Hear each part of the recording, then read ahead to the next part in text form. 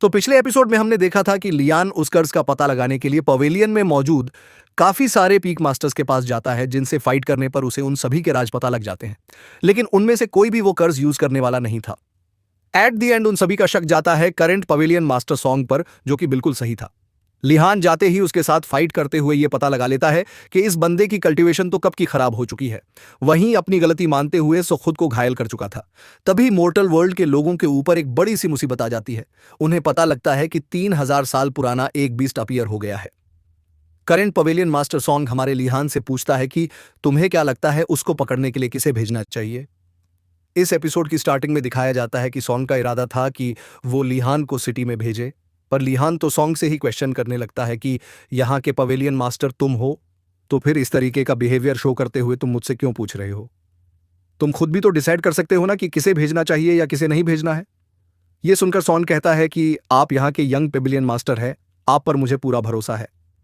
मैं चाहता हूं कि इस बार फैसला आप ले। जहां पर वो वेस्ट अपीयर हुआ है वहां पर काफी सारा ट्रेसर है, लेकिन हम उस रिस्क को भी नहीं भूल सकते। उस बीस्ट ने वहां के 10 गांवों को डिस्ट्रॉय कर दिया है, तो आप क्या सोचते हैं? क्या उस बीस्ट को मारने भेजा जाना चाहिए? किसी को अगर आप चाहे तो आप खुद भी जा सकते हैं। यह सुनकर लिहान के कुछ भी रिएक्ट करने से पहले लहवानों से इशारा करके मना कर देती है। पर लिहान कुछ सोचते हुए हाँ करते हुए कह रहा था कि वहां पर काफी सारे ड्रेसर्स के साथ रस्क भी है, तो मैं मना कैसे कर सकता हूं। लिहान को एग्री करता देखकर तो ये वाले एलर आगे बढ़ते हुए कह रहे थे कि आप मुझे अपने साथ ले जा सकते हैं और हम आपस में ट्रेजर को आधा आधा कर लेंगे। इसके बदले जंदान पीक में जो भी एलेक्सर आएगा वो आपकी पवेलियन में भी ट्रांसफर किया जाएगा। उस एल्डर की बात कंप्लीट होने से पहले ही लिहानो से चुप कराते हुए कहता है क्योंकि इसकी कोई जरूरत नहीं, और फिर वो की तरफ देखते हुए कह रहा था कि क्या तुम मेरे साथ जाना चाहोगी, तो इसके लिए पूरी तरह से रेडी थी। उसके यहां करते ही इस करंट पेवेलियन मास्टर के चेहरे पर एक इवेल स्माइल आ जाती है। उसे देखकर ऐसा लग रहा था जैसे कि वो यही चाहता हो कि वहां जाकर मारा जाए। वो दोनों अपना सफर तय करते हुए सिटी जहां पहुंचने के बाद जंगल में उन्हें काफी सारे लोगों की लाशें नजर आती है, जो वहां पर मौजूद ट्रेसर के लालच में वहां पर आए थे। लेकिन एक दूसरे को ट्रेसर हथियाता देखकर आपस में ही लड़कर मारे गए।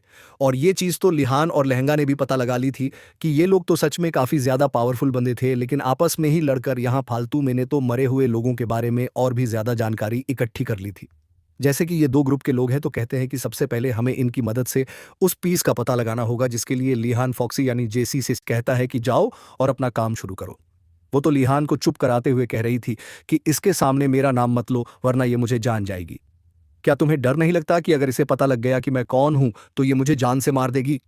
लेंगवान तो ये कहते हुए आगे बढ़ जाती है कि मुझे पता है कि तुम कौन हो, लेकिन मुझे तुम्हें मारने में कोई इंटरेस्ट नहीं है। Nine tail demon fox play. हाँ, तो कहता है कि देखा, मेरे मास्टर को तुम्हारे होने या ना होने से कोई फर्क नहीं पड़ता, इसलिए जाओ और जाकर आप अपना काम करो। ये बोलने के बाद वो उसे अपने कंधे से उतार कर नीचे फेंक देता है। फॉक्सी, जिसके छोटे फॉर्म में होने के बावजूद भी उसके नाइन टेल सूखे हुए थे, वो कह रही थी कि आखिर इसने मुझे कैसे पहचाना? क्या मैं इतनी ज्यादा पहचान में आती हूं? ये जूझते हुए वो वहां मौजूद मरे हुए लोगों को स्मेल करके देख रही थी। उसे अजीब तरीके के फ्लावर की स्मेल आती है। जिस स्मेल की डायरेक्शन को फॉलो करते हुए वो उन सभी के साथ उस बड़े से बीस्ट के पास पहुंच गई थी, जो अभी के लिए वहां पर गिरा पड़ा था। जिया तो उन सभी से पहले उस बीस्ट के ऊपर चढ़कर खड़े होते हुए कह रही थी कि तुम लोगों ने नहीं कहा था कि इस खतरनाक बीस्ट ने सिटीज को डिस्ट्रॉय कर दिया, तो इतना ज्यादा खतरनाक बीस्ट आखिर यहां पर मरा क्यों पड़ा है? इसे मारने वाला पर्सन कहा गया होगा। जिया को इस बार लहमुआन साफ साफ देख पा रही थी। वो उससे कहती है कि आखिर ये लड़की कौन है? देखने से ऐसा लग रहा है जैसे कि ये काफी देर से हमारा पीछा करते हुए यहां तक आई है। तभी जिया फटाफट से लिहान के पास पहुंचते हुए मैं खुद को इंट्रोड्यूस करते हुए कह रही थी कि मैं असल में इसकी ओनर हूं। जब ये बहुत ज्यादा छोटा था ना, तब इसके घर वालों ने इसे मुझे बेच दिया था। इसे खरीदने में मेरा इतना खर्चा हो गया, मैं इतनी कंगाल हो गई कि अब ये मेरे कर्जों को पे करता है, तो मुझे इसकी ओनर समझ के बात करना, ज्यादा पोलाइट मत रहो। मेरा नाम जिया है, तुम मुझे प्यार से जिया ही कहना। लिहान को तो जिया की बकवास सुनने के बाद इतना ज्यादा गुस्सा आ रहा था, वो तो चिल्लाते हुए कहता है कि क्या तुम अपनी बकवास बंद कर सकती हो? उनकी बातों के ही बीच में अचानक से वो बीस्ट हलचल करने लगा था, और एक जोरदार रोर के साथ वो सभी को दिखा देता है कि वो मारा नहीं है। वहीं फोकसी तो उस बीस्ट को जिंदा हलता डुलता देखकर काफी ज्यादा डर जाती है। वो ड्रैगन बेस्ड अपने पंजों से उन सभी पर अटैक कर देता है, जिसे वो सभी जंप करते हुए टॉर्च करते हैं। इस बड़े से लेजर्ड बीस्ट की बॉडी पर जगह जगह कट के निशान थे। उसकी बॉडी पूरी तरीके से इंजर्ड थी। ये देखने के बाद तो लहंगवान कहती है कि इतनी बुरी तरीके से घायल होने के बावजूद भी आखिर ये अपने पैरों पे खड़ा कैसे है। इस कंडीशन में तो इससे कब का मर जाना चाहिए, क्योंकि इसका काफी ज्यादा ब्लड लॉस हो चुका है। वहीं दूसरी तरफ जिया उस बीस को देखकर मुस्कुराते हुए कहती है कि ये असल में एक ज़ोंबी है जिससे कि कोई और कंट्रोल कर रहा है। ये तो देखना काफी ज्यादा इंटरेस्टिंग होगा कि आखिर वो कौन है जो इतने बड़े बीस्ट को कंट्रोल कर पा रहा है। वो बीस्ट तेजी से दौड़ते हुए उनकी तरफ पड़ रहा था। यहां लेनहुआन भी फाइट के लिए उनके सामने आ जाती है। उस पर पूरा ट्रस्ट था, इसलिए वो उसे रोकता नहीं है।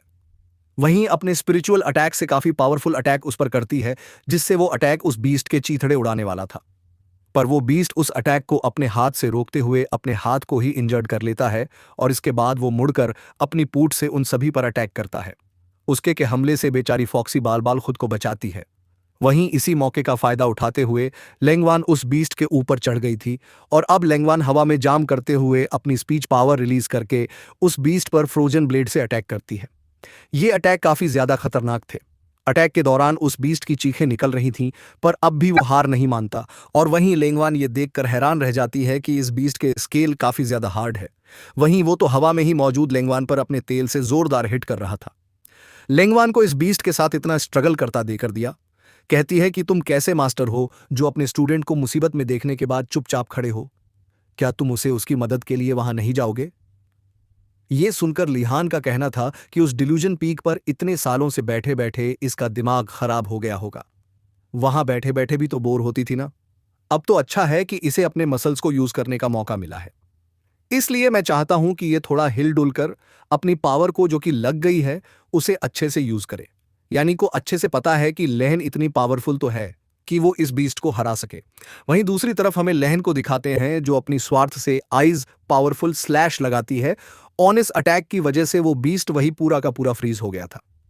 लहंगवान की अटैक के कंप्लीट होने के बाद वो बीस्ट मारा जाता है, जिसे मारने के बाद लहंगवान कह रही थी कि चाहे कितना पावरफुल बीस्ट ही क्यों ना हो, मेरे इस अटैक के बाद कोई भी नहीं बच पाता और अब इस बीस्ट का भी काम तमाम हो गया है। दूसरी तरफ हमें फॉक्सी को दिखाया जाता है जो उस बीस्ट को चेक करने आती है। तभी अचानक से हमें उस बीस्ट की बॉडी में से ग्रीन कलर का फॉग रिलीज होते हुए दिखाते हैं, जिसे देखकर तो फॉक्सी काफी बुरी तरीके से डर जाती है। धीरे धीरे उस बीस्ट की बॉडी से और भी ज्यादा फॉग रिलीज हो रहा था।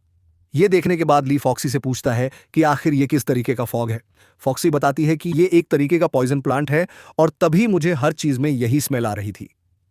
फॉक्सी कैसा बोलते ही हमें उस प्लांट के को उस बीस्ट की बॉडी में से बाहर आता हुआ देखते हैं, जो बाहर निकलते हुए उस बीस्ट को चारों तरफ से घेर चुका था। धीरे धीरे वो टेंटिकल्स उनकी तरफ भी अटैक करने के लिए बढ़ रहे थे, लेकिन लिहान के पांव के प्रेशर से वो सभी वापस चले जाते हैं। इसके बाद वो टेंटिकल्स वहां मौजूद लिविंग डेड को जकड़ने लगते हैं। लंगुयान टोन वाइन्स को देखने के बाद कह रही थी कि इसी प्लांट की वजह से ये बीस्ट वापस से जिंदा हुआ था, क्योंकि ये प्लांट उसे कंट्रोल कर रहा था। जिया तो कहती है कि किसी ने पक्का इस प्लांट का यूज किया होगा, क्योंकि ये प्लांट अपने पॉइजन की हेल्प से किसी को भी अपने वश में कर सकती है। कोई तो है जिसने इस प्लांट को यूज करने का तरीका निकाला है। वैसे भी मुझे यहाँ का ऑरा काफी ज्यादा फेमिलियर लग रहा है। लेहान को पता है कि जिया हवा में बातें नहीं करती। वो समझ गया था कि कुछ तो है जो जिया ने नोटिस कर लिया है, तो पूछ रहा था कि जो तुम्हें फेमिलियर लग रहा है, कहीं वो डिवाइन से तो बिलोंग नहीं करता? जिया काफी ज्यादा सीरियस होते हुए कह रही थी कि इसके बारे में कुछ बका नहीं कह सकते। हो सकता है कि यह कुछ काफी बुरा हो।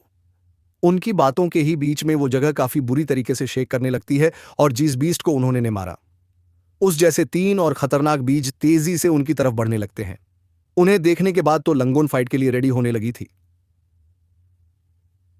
पर ली यहां उसे रोकते हुए कह रहा था कि तुमने काफी ज्यादा मेहनत कर ली, अब जरा अपने डिसाइबल्स की पावर को भी तो देख लो। ये बोलने के बाद वो अपने सीक्रेट वेपन को बाहर निकाल लेता है और उसे एक छोटे से ड्रैगर में कन्वर्ट करते हुए वो एक ही स्लैशेस में उन सभी बीस्ट का काम तमाम कर चुका था। लेहान की स्पीड इतनी ज्यादा थी कि पलक झपकते ही वो तीनों बीस्टों को जान से मार चुका था। उन्हें मारने के बाद वो लेहवान से कहता है कि अब चलते हैं डोंगलिंग सिटी की तरफ। उन लोगों के बाहर से निकलते ही हमें ग्रीन कलर की एनर्जी को दिखाया जाता है जो उनके पीछे पीछे आगे बढ़ रही थी। सिटी पहुंचने के बाद वहां का नजारा देखकर ये लोग काफी ज्यादा हैरान थे, क्योंकि पूरी की पूरी सिटी खंडहर बन चुकी थी और वहां पर एक भी इंसान जिंदा नहीं बचा था।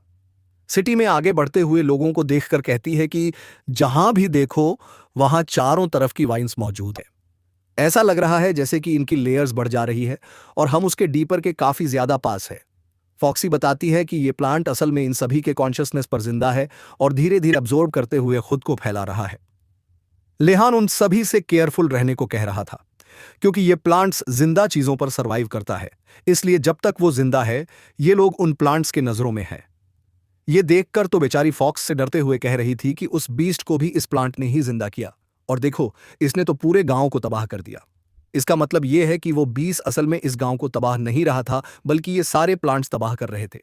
अब जब हमें इसका रीजन पता लग गया है तो क्या हम घर वापस जा सकते हैं? छोटी फॉक्सी तो रोते हुए कह रही थी कि ये जगह बहुत बहुत ज्यादा डरावनी लग रही है। लेहान तो फॉक्सी की बातों को इग्नोर करते हुए आगे बढ़ रहा था, तो वो उसे कहती है कि ब्यूटीफुल मास्टर, आप ही समझाइए ना। लंगवान तो कहती है कि तुम्हारी टेलर से अच्छे से ग्रो नहीं हुई है और तुम्हारी कल्टीवेशन भी काफी ज्यादा लो है, तो ऐसे में तुम्हारे लिए बेहतर होगा कि तुम अपने मास्टर के साथ ही रहो। को ना चाहते हुए भी अब उनके साथ आगे बढ़ना पड़ रहा था, तभी पीछे से घात आकर उसे पकड़ लेता है। और ये और कोई नहीं बल्कि जिया थी, जो फॉक्सी से कहती है कि इतनी ज्यादा खतरनाक 9 टेल